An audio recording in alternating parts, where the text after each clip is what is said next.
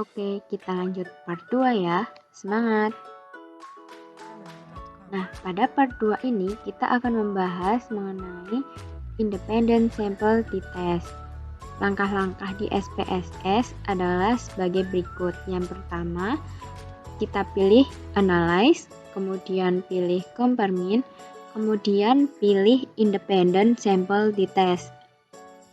Nah, akan muncul jendela sampel t-test seperti biasa, yang sebelah kiri kolomnya untuk variabel yang kita miliki dan kolom sebelah kanan itu untuk memasukkan variabel yang akan kita uji.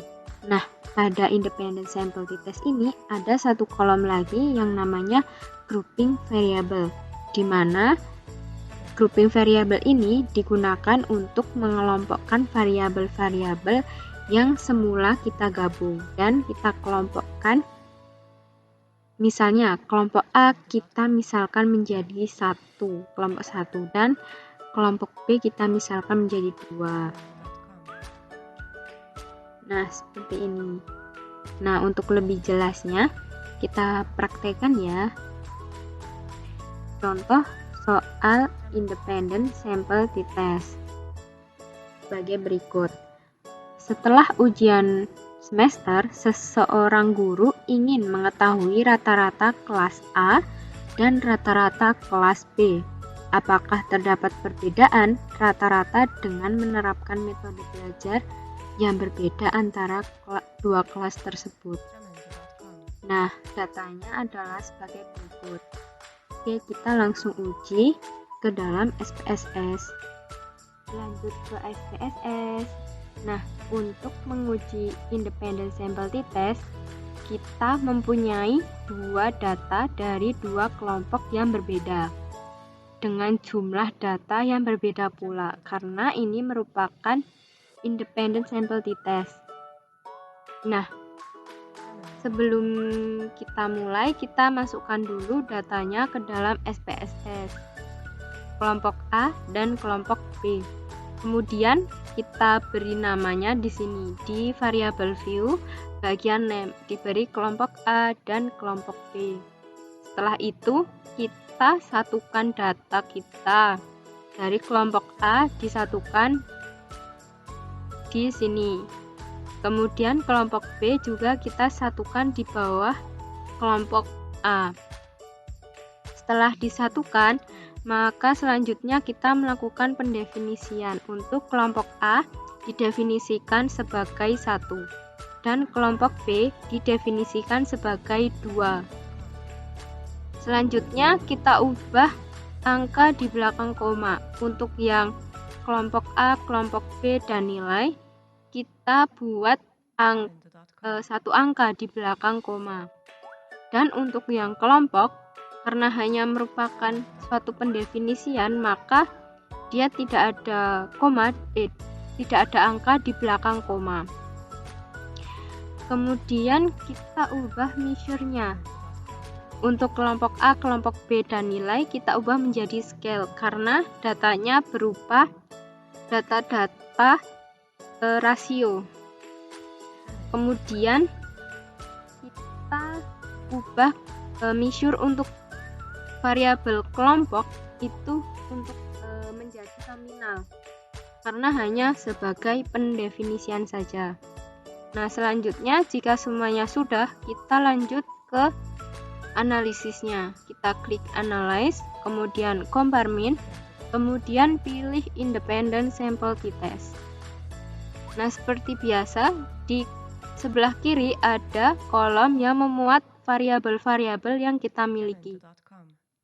Kemudian di sebelah kanan, yang kolom yang bernama test variable, ini adalah kolom yang digunakan untuk memasukkan variabel yang akan kita analisis. Maka kita akan menganalisis variabel nilai. Kita masukkan ke dalam test variable. Kemudian untuk yang grouping variable ini digunakan untuk mendefinisikan kelompok yang kita satukan tadi. Nah, untuk itu kita masukkan variabel kelompok. kita masukkan ke grouping variable. Nah, ini masih ada tanda tanya. Maka kita lakukan pendefinisian. Grup 1 untuk kelompok A kita misalkan 1. Grup 2 untuk kelompok B kita misalkan 2. Kemudian klik continue. Nah, sudah terdefinisi, langsung kita pilih option. Option ini seperti biasa ya, berisi interval konfidensi dan missing value. Kita pilih 95% untuk interval konfidensi dan exclude case analyze by analyze untuk missing value-nya. Kita klik continue, kemudian OK.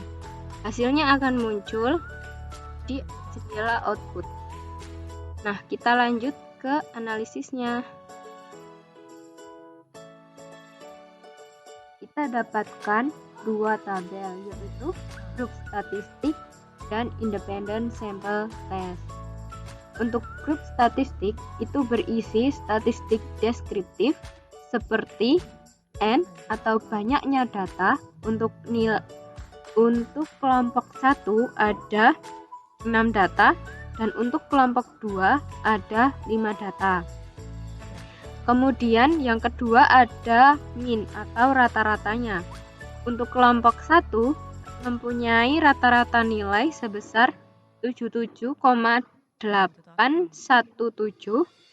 Untuk kelompok 2 itu mempunyai rata-rata nilai 87,24. Dan standar deviasi serta standar error. Nah, yang kita gunakan untuk analisis independent sample t-test itu adalah tabel yang kedua. Kita bisa menggunakan variabel f atau f hitung, yaitu sebesar 0,119 atau SIG 0,738. Untuk T hitungnya min 2,419 dan derajat freedomnya adalah 9 serta SIG totalnya adalah 0,039. Kita ke uji hipotesis. Untuk H0 mu A sama dengan mu B atau rata-rata A sama dengan rata-rata B. Untuk H1-nya, mu A tidak sama dengan mu B atau rata-rata A tidak sama dengan rata-rata B. Kemudian untuk tingkat signifikansi alfa sama dengan 5% atau 0,05.